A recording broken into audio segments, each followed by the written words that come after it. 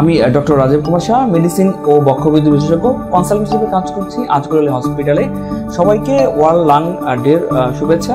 বিশ্ব ফুসফুসের দিবস পালন করা হচ্ছে এবং এটি শুধু বাংলাদেশ নয়, সারা পৃথিবীতেই একসাথে পালন করা হয়। বিশেষ করে আমাদের যে ফুসফুসের যে যত্ন নেওয়া প্রয়োজন সেই ব্যাপারে সবাইকে সচেতন করার জন্য। তো এই বিশ্ব ফুসফুস দিবসের প্রতিবারই এটি হয়ে থাকে যে আমরা একটি দিনে আমরা পৃথিবীর সবাইকেই জানানোর চেষ্টা করি বা আমাদের মেসেজ দেওয়ার চেষ্টা করি যে ফুসফুস আমাদের জন্য কেন গুরুত্বপূর্ণ।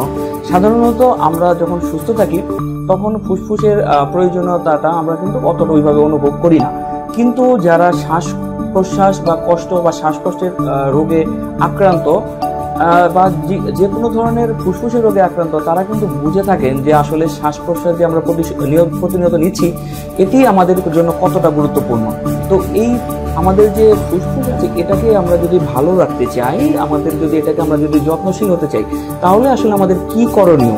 তার ভিতরে আমরা প্রথমেই বলতে চাই যে আমরা যদি আমাদের পরিবেশকে ভালো রাখতে পারি তাহলে আমাদের ফুসফুস ভালো থাকবে। আমাদের পরিবেশের যদি বাতাস বা এয়ার পলিউশন না থাকে বা বায়ু দূষণ না থাকে তাহলে কিন্তু আমাদের ফুসফুসে আমাদের দূষণগুলো যাবে না। কলকারখানার ধোঁয়া থেকে শুরু করে কালো ধোঁয়া, বিভিন্ন ধরনের যে অ্যালার্জি বা ডাস্ট ধুলাবালি, এগুলো যদি ফুসফুসে না যায় তাহলে কিন্তু আমাদের ফুসফুস অনেক সচেতন থাকবে। পাশাপাশি আমরা যদি ধূমপান যারা করে থাকে, ধূমপান, তামাক বা এই ধরনের দ্রব্য যারা নিয়ে থাকে, এরা যদি এই জিনিসগুলোর থেকে পরিহার করে থাকে তাহলে কিন্তু ফুসফুসের ভিতরে ফুসফুসের যে স্বাস্থ্য সেটা কিন্তু অনেক অনেক অনেক ভালো থাকবে।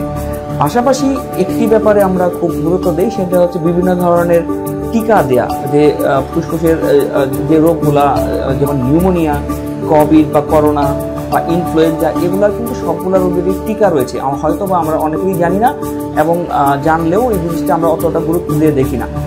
কিন্তু রিসেন্টলি হয়তো কোভিডের টিকা দেওয়ার জন্য আমরা সবাই খুব অ্যাক্টিভ ছিলাম।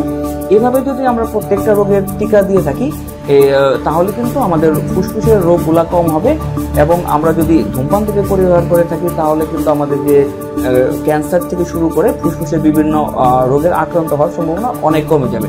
তো সবাই ভালো থাকবেন আর আপনাদের ধন্যবাদ জানিয়ে আমি বিদায় নিচ্ছি।